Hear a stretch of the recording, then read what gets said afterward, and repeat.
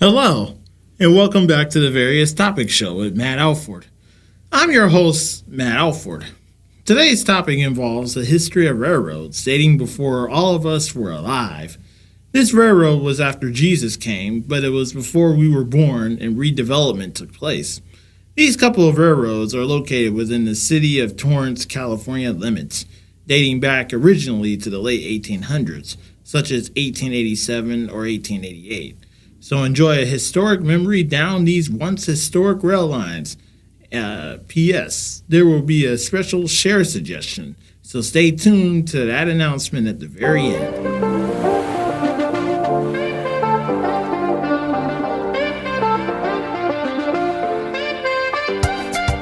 Okay, this is the nice city of Torrance, California. This has been here for decades, since the late 1700s. Which involved the Spanish and Mexican eras. This is highly important because it's considered a part of this community's rich history environment of that old era.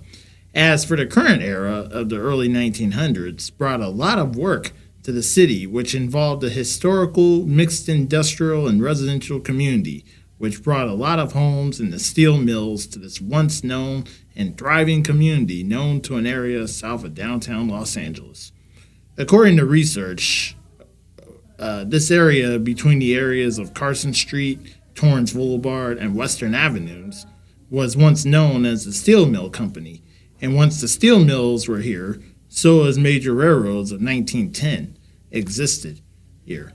Starting from the 4th Street Rail Yard, southeast of downtown LA, was used by the Southern Pacific Railroad and was used to serve valorous industries along the line. Before MTA was a thing, older diesel trains used this track from downtown LA to the industries where the line met and went down the line through South Central and had the option to head west towards El Segundo, or stay straight and head south towards the city of Gardena, and eventually towards the city of West Torrance. And the stops were Phillips 66, a few industries, the lumber yard off of Western Avenue, and 166, which is located in Gardena, California, and a few other industries heading south down Normandy Avenue into the community of Harbor City, and eventually onto the beautiful ocean community of San Pedro, California, near the docks, while the west side of the track went to the former steel mill, which was once located where the current Honda building is located, on the northeast side of Torrance Boulevard to this very day. The main line itself was once known as the San Pedro via Gardena line. According to research, it opened in the year of 1903, and it was an interbond passenger/freight route that traveled through on the northeast side of the city, and passenger service once traveled through the community to transport passengers to the community of San Pedro. However, as the years went on, passenger service declined drastically, and that service ended in January of 1940. But freight continued to use the line for the Pacific Electric shops workers until the shops closed for good in 1956. The line was still owned by Pacific Electric for a good while until Southern Pacific had their ownership acquired from the troubled company in 1967. As for the western portion of this line, it was developed as the Torrance Lag segment that followed into the steel mill, and they still used the line past the active part, until the southern portion of the line past Switch Stand north of Torrance Boulevard was abandoned by the former Southern Pacific Railroad Company in 1974. As the years went on, the remnants of that area remained of what was left of that area anyway. I myself, as a young child, remember seeing remains of the old right-of-way, which was an old railroad crossing, an old switch that was located on Normandy Avenue north of Torrance Boulevard, and another old railroad crossing located at the corner of Carson Street and Border Avenue. The year that I remember all of this was around the mid-90s or early 2000s, and the last of these sightings was around 2004, so, man, that was nearly more than 2 decades ago. However, the abandonment of the portion of rail line happened decades ago as well. So, as of today, the steel mill was demolished and redeveloped as to what is now the old railroad bridge located on Torrance Boulevard between Cabrillo and Western. still stands with some old railroad tracks above it and is considered a historic landmark to this very day. And the current railroad, the active portion, still exists today, where one Union Pacific train daily serves multiple businesses, such as Phillips 66, the lumber yard company located in Gardena, California, and some other company also located in the city of Torrance, at the very west end of the line. As for the second portion of this rail line, it involves the former Atchison, Topeka, and Santa Fe Railway, or the ATSF for short. The line started operations in the year of the late 1800s and was initially planned to serve the port of Port Bolaño and the city of Santa Monica, which brought an extension to that community in or around the year of 1888, to be exact. When the early 1900s came, a potential bigger construction came of the new San Pedro Outer Breakwater, and eventually the coming of the Port of LA brought an extension of that line to the community of the community's oil field, such as both being located in El Segundo and the community of Torrance, which brought an extension to those communities in the 1920s. Due to this major development, the line extended through the communities of El Segundo, Torrance, Carson, and eventually on to the community of Long Beach, where Watson Yard was completed, and ended the line at that location. This line has been around for decades and has been an interesting origin to destination, meaning it took a nice journey ride for the engineers and train fans. At the time, all major railroads competed for rail traffic to the Port of LA, which was Southern Pacific, Union Pacific, ATSF, and Western Pacific. So when the ATSF built their line, they competed with these railroads and make funding at the time. It costed a lot of funding at that time. As the 30s and 40s rolled around, trains used this rail line, and all types of different cargo ran on this line. And different engines also used this line, such as steam locomotives. As the 50s rolled around, this rail line started seeing rural route trains one day each way, at least twice a day. And this continued for at least 3 decades until the early 90s. Plus, this line had multiple yard jobs as well, which included Watson Yard, located in Wilmington, California, and Malabar Yard work, which was located in the hard-working community of Vernon, California. The city of Torrance also had numerous rail spurs, which, according to research, this line had the largest spur during the 60s, which was called the Torrance Oil Spur, and it had split from the main line and went into the community of Torrance along Madrona Boulevard, which at that point was its end point, and it stopped short of Delamo Boulevard.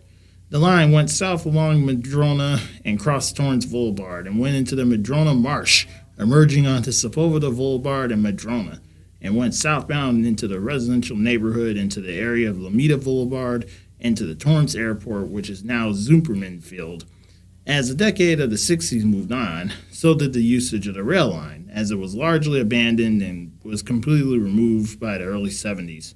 And the crossings and tracks was completely removed by the year of 1974, while the line's right-of-way remained fully intact along Madrona until the widening of the street and the bridge that went up and over the main line and rail line, which was built in the 80s.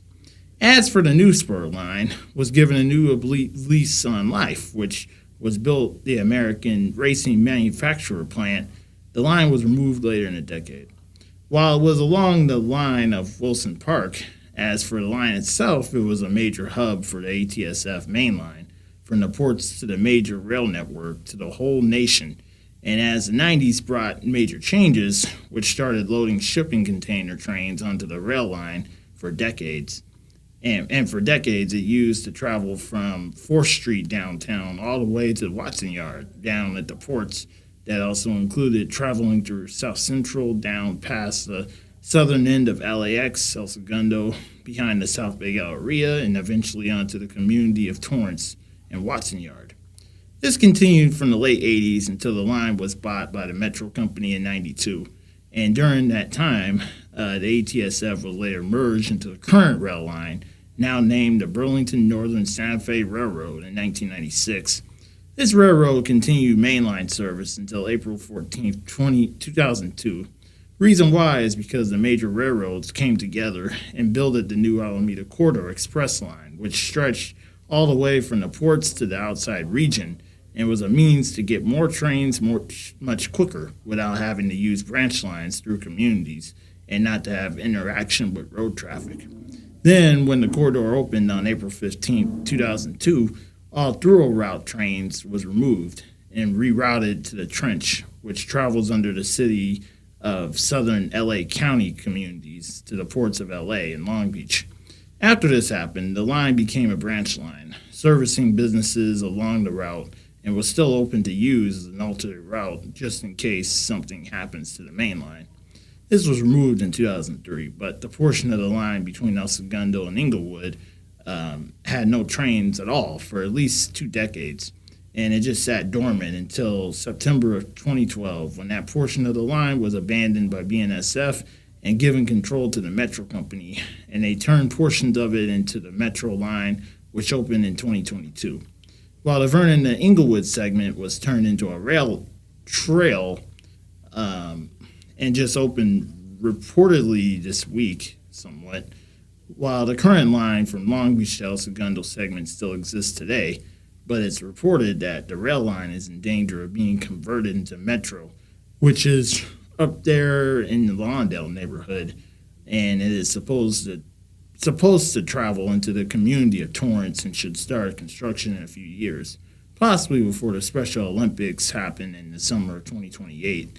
Meanwhile, the last spur to be used was in 2010, which was called a Cola Spur and was not used that much, but it's been removed recently.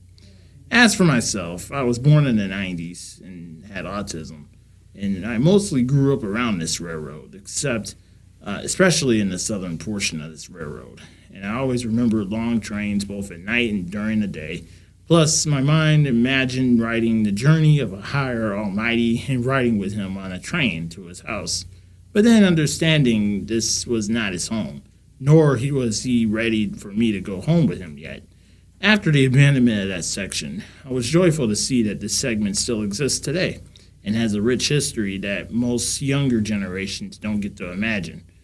In conclusion, this railroad will always have a rich history no matter what happens, and it's brand new that whoever listens to this recording is encouraged to provide any footage down into the comment section or photos or both of this railroad prior to the pre-Alameda Corridor days. It would be highly encouraged. This is your man Matt, and stay tuned to the next episode involving a sequel to hair modeling history. Until then, enjoy each other, everybody.